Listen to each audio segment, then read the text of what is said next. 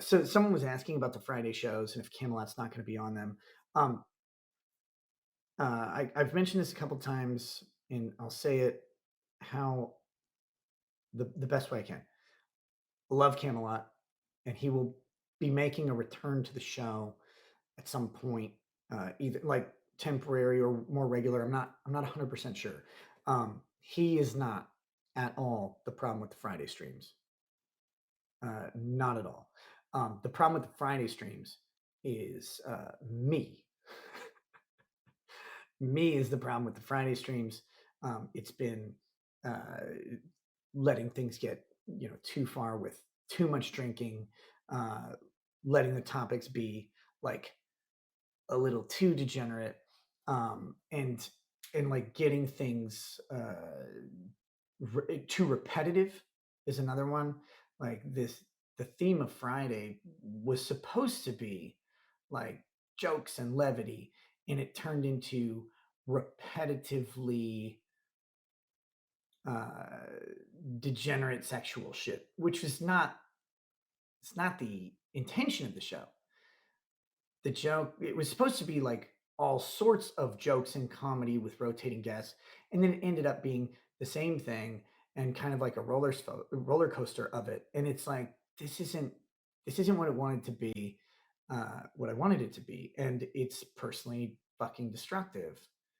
And you get wrapping up, and I've got a whole video to put out about a lot of this stuff. Um, that's going to solidify and crystallize a lot of these thoughts. But there's a point where a quirk or a feature of something becomes uh, so it's like a quirk. Okay, so a quirk becomes a feature, becomes a crutch or a liability. And at the beginning of my live streaming and all that, like whiskey, for example, was a quirk. Like, oh, this guy's sitting around drinking whiskey and talking about legal topics. Funny. Then it becomes a feature of the show. And it goes from occasionally drinking like a couple glasses of whiskey to like, well, it's like 4 glasses a night. Well, that's a lot of fucking whiskey. So it's like, now you go from like, oh, you have like a couple drinks a week to a couple drinks a day. And then it's like, well, I had 9 drinks last night. That's fine. And you end up like making an ass of yourself. You end up treating other people bad. You end up doing things you don't mean to. Like it's whatever. And then if you combine having 9, 10 drinks with like stress and with frustration or whatever, like you combine it with bringing your own shit into, and that's what liquor is good at, right? Liquor is really good at bringing your shit in and then out. And that's fine. It's a fine thing to do, but when you do it and it's recorded and you look back and you go, yeah, I don't know if that's how I want it to be. And it can be funny, right? Like it could be like sometimes it's hilarious and sometimes it's good, and then sometimes it's not. And so like you take a quirk of the show, you turn it into a feature of the show, and then it becomes like a crutch or a liability, and that's an issue. And so you gotta like kind of fucking retool that a little bit, because there's a difference between having fun and having levity and having candor and causing harm. Big difference. So there's going to be like I'm going to talk about that shit. There's going to be a whole lot more to it, but like the you know the interesting part about being a live streamer is your fuck ups are memorialized forever. They're always there, and you can't really do anything to undo that. And some of the world is ready for that, and other parts of the world are not. And you have to kind of mitigate that as best you can. So, you've probably noticed that on a lot of shows the last week, most of the shows last week, and then this tonight, I had a couple to drink, but um, there's less liquor in general. And so until like that, so the Friday shows are kind of on uh, a little bit of a hiatus, but mostly until I kind of figure out um, that shit.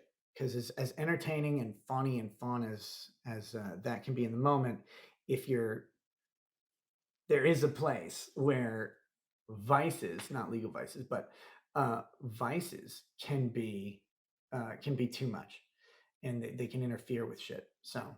Um, so yeah, and I haven't done like a drinking for money stream in a long time and stuff like that, even though people have asked me to do it. But so just no Friday shows at all. No, no, no. Like I'm still doing Friday shows, and eventually there will be some Friday show of some sort, and they'll probably tend back towards that levity thing. But part of it is going to be once I have figured out how exactly I want to approach that show, and trying to not get, trying to not let myself get to a place of self destruction in the midst of it. Like, this is just part of uh, where you gotta like how you deal with your fucking life, right? Like you see something, you go, you know what? Not a big fan of that. I'll do it differently. But then doing it differently can be reactionary or it can be proactive. I'm trying to be proactive on it, fix the things that I need to fix and design Friday to be what it is. If Friday will be the same, maybe, I don't know exactly what it'll look like and I'm not ready to figure that out. So for now, the Friday shows will be just normal shows. I might have guests, I might not. We might have legal topics, we might have goofy shit. I don't know. But I'm not pigeonholing it at the moment until I figure out exactly what the fuck it's going to be. Uh, but we're not going to have a show that is routinely super degenerate and not like because I think it got not funny and it wasn't fun. That's the big problem with it. It was just lewd. And that's the other thing. That was the other like three-step progression you have, or that I have, or that I noticed. Uh, I've noticed that I have gone from being carefree, kind of at the beginning, light, carefree, whatever, fun, whatever it is, to then becoming um, instead of care like you or, no sorry you go from irreverent to crude and then to just fucking dirty and lewd. Those are different things. Irreverent humor is, I think, a great thing. I think it's really important. Crude humor from time to time can be useful and can be a fun feature, right? Like it's great to occasionally have a crude joke. But when it gets downright like lewd and dirty and gross, that's when you've opened the doors to too much shit. And so can't do that. Can't do those things uh,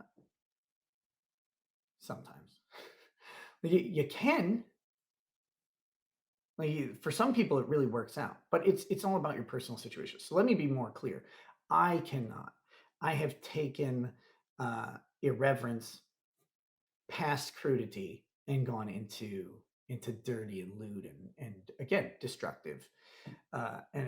Part of that is kind of self-recognition, and I'm sure there's a million people out there who'll be like, well, I told him it was going to happen. It's like, well, yeah, but you told me in a way of the fact.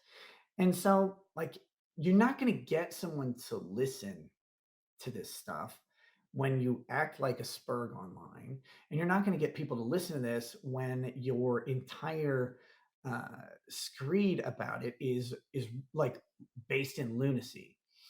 And finally, no matter what, people will not change because you yell at them. People only change when they recognize something that they don't like and want to fix it. And there's no amount of yelling that you can do unless you're like someone's dad or something like that. There's no amount of yelling that you can do to change, like to get them to recognize something. So, uh, but anyway, so that's the gist. Again, I'm gonna put together more concise thoughts on it, but the there will be plenty of fun still, plenty of irreverent, crude humor. um, what I'm going to try and do is keep things from getting beyond the pale to lewdness and nastiness that isn't fun or funny. And like there are obviously lines that you need to not cross. And I know that I've crossed plenty of them throughout the years. The trick is when you notice that you're crossing them with increasing frequency and you're not happy, you're not having fun, and every day is stress, and every day is a chore. All of that shit, that's what this life should not be. So uh, some people may like that, some people may not like that. This is a different kind of project, obviously. This is very uh, personal.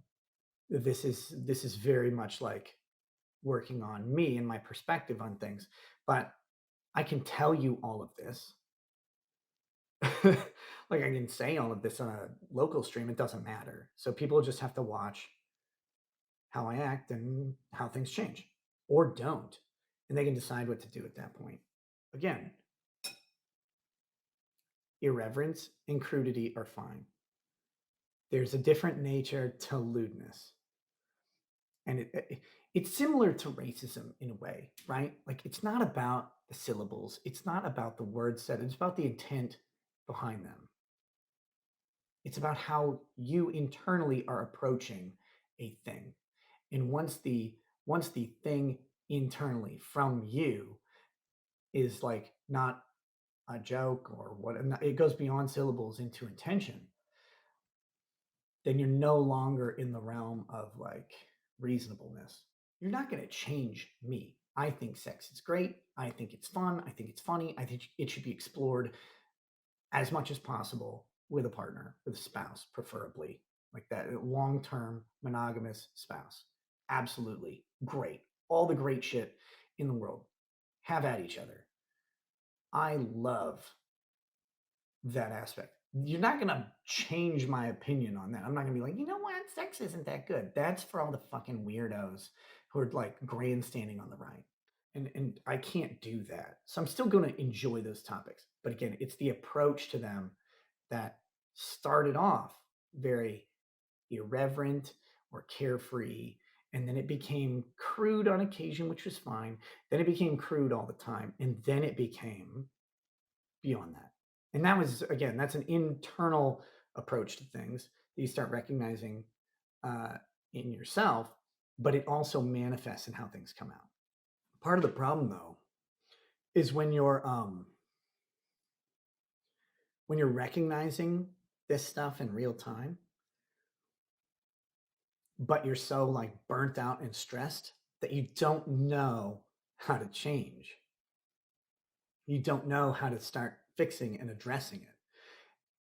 And that's like you have to either take a break, which isn't always easy, especially when you know you've got a break coming up. That's the other thing. And this same thing happened in a similar way last year after Johnny Depp, where I was torched, absolutely fucking torched after the Johnny Depp trial. And yet I had Matsuri and then a vacation coming up. But that meant that I wasn't going to have the time to take a break until we got there. Same thing. Same thing with this recent trip. Had the vacation coming up, knew it a couple months in advance. It was planned. And then you start noticing things about the show, about your attitude, about the fatigue and all that stuff. You don't have the bandwidth to retool things. You don't have the time to think about it, to assess what is making you unhappy, assess what is causing you that stress.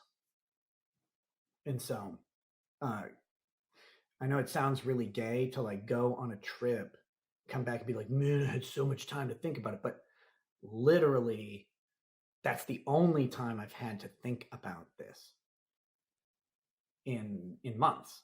And so getting that and going with it, because before that, I think the last thing was Philly, which Philly and Vegas were fun and great, but those trips they're working trips. I'm out meeting people, uh, you know, doing shows, hanging out with other creators and stuff like that. And so you don't have a lot of introspection time. This is part of why I literally, when I said I literally could not pick up my phone and even post to locals that I'm not going to make something. I couldn't, because if I picked it up, I would sit and scroll through and I'd look at the chat and I'd start, and I had to just let it go and take that time.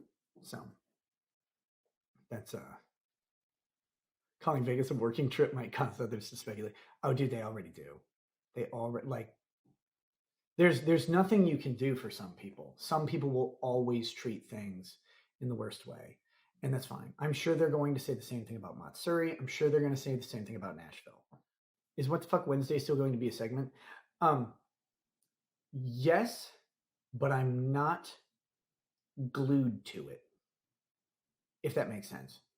And that's another thing with the Friday streams right now, and kind of another thing with Joe on Mondays is I'm good in I'm more good in sort of my own chaos than trying to pin down this segment will be this day, this segment will be this day, this segment will be this day, because then you like feel like you owe that thing to that day, and I don't work well that way, which is why I'm independently employed by me. Like the only person chaotic enough to employ me is myself. And so I was making myself unchaotic, and it's stifling to my style. A lot of people could work in that environment and do really well, and they're great with planning and putting together stuff and building segments. You'll notice that a lot of my colleagues are great at it. They have like these segments and they get little bumper things for them and stuff. Anything that you ever see, like the Rumble bumper and all that stuff, is made by Ryan or someone else, because I'm not good at doing that. I have enough fucking trouble just doing the unbreaded segment every night, because some nights I go, if I do this fucking unbreaded segment, it's going to be, I knew tonight was going to be a solid fucking page of text. And as much as I love unbreaded, it's getting stale because it's every night. And I think it's losing a little bit of its magic because of that. And I don't want it to. I think it's so fucking hilarious to have the unbreaded. Like, I think unbreaded is great, but I'm probably going to be cutting it back more and more. It's just it's becoming a chore to do it. And if you do it every day, I just think it's old. So again, working on retooling that. One thing I've definitely done is on the interview streams with the direct examination streams, there won't be unbreaded on that. That's not for everybody. It's not, and it doesn't have that place. So then figuring out where they go. Will you be relieved when you run out of the 800 pages? I have no idea how many I've done. I know I've repeated a couple at points. I'll never know. You can never run out because you'll never know when they were there. So anyway, it's yeah. So that's one that's gonna be being retooled very soon, because again, if things are not fun, not interesting, repetitive, and forced, then it shouldn't be in the show as much as it is.